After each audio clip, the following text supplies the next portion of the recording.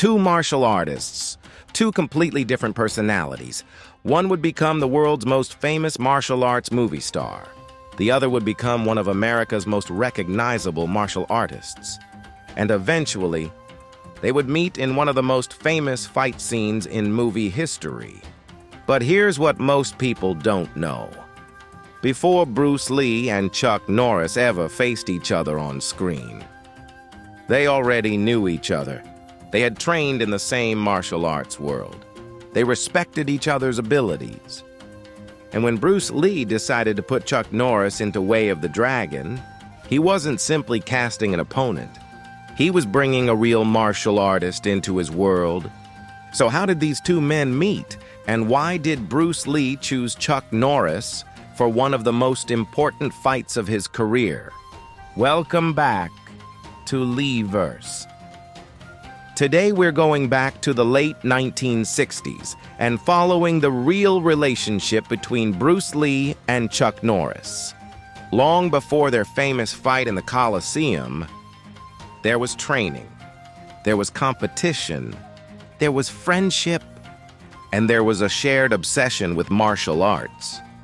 This is the story behind one of cinema's most unforgettable confrontations. By the late 1960s, Bruce Lee was developing a reputation that extended far beyond his own martial arts school. Chuck Norris was also becoming an important figure in American martial arts.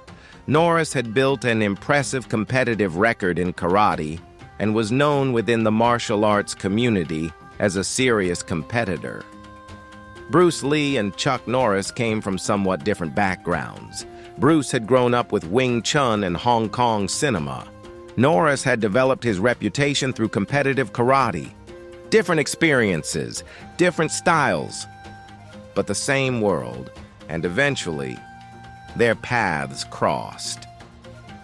Bruce Lee became increasingly connected to the Southern California martial arts community. Martial artists from different schools frequently met at tournaments, demonstrations, and training sessions. Chuck Norris was one of the prominent figures in that community. The two developed a relationship based largely on their mutual interest in martial arts. Bruce was fascinated by what worked. Chuck had extensive experience in competitive karate. They had plenty to discuss, and Bruce Lee was never afraid to exchange ideas with other martial artists. In fact, that willingness to learn from different systems was becoming one of the defining characteristics of his philosophy. Bruce Lee didn't believe that one martial art style had all the answers. He studied, he experimented, he watched other fighters, and when he saw something useful, he wanted to understand it. Chuck Norris represented a different perspective from Bruce's Wing Chun background. That made their interaction interesting.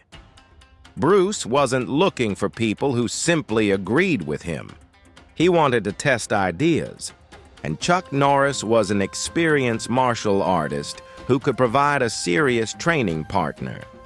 Their relationship developed during a period when Bruce was refining his own approach to martial arts. Bruce Lee's career was changing rapidly. Television had introduced him to American audiences through the Green Hornet. But Bruce wanted more. He wanted control over his films. He wanted to show martial arts differently. And eventually, he would return to Hong Kong and begin creating the films that would make him an international icon. One of those films was Way of the Dragon, and Bruce needed an opponent. Not just an actor. A real martial artist, someone who could convincingly stand across from him. That person was Chuck Norris. The film's story takes Bruce Lee's character to Rome, and eventually, he faces an American martial artist played by Chuck Norris. The setting was deliberately dramatic.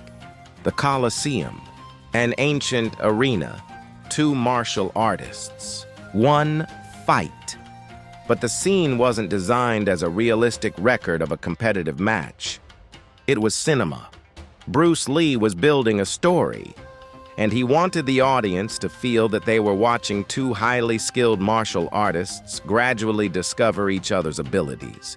The fight begins with both men testing each other. Bruce's character is smaller. Norris's character appears physically dominant. The contrast is obvious, but Bruce Lee's choreography emphasizes something deeper: adaptation, observation, timing. As the fight develops, Bruce's character begins to understand his opponent, and the fight changes. That's an important part of Bruce Lee's philosophy. Don't assume your first approach will always work. Observe, adjust, adapt. Bruce Lee could have used another actor, but Chuck Norris brought something important to the scene: authenticity. Audiences knew they were watching someone with genuine martial arts experience. That gave the fight a different feeling. It didn't look like two actors pretending to understand martial arts. It looked like two martial artists communicating through movement.